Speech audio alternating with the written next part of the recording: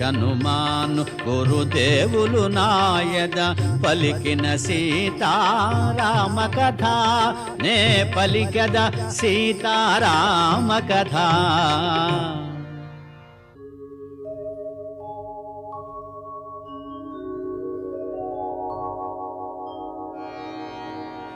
యమ కుబేర వరుణ దేవేంద్రాదుల సర్వసంపదల మించినది విశ్వకర్మ తొలుత బ్రహ్మకిచ్చినది బ్రహ్మవరమున కుబేరుడందినది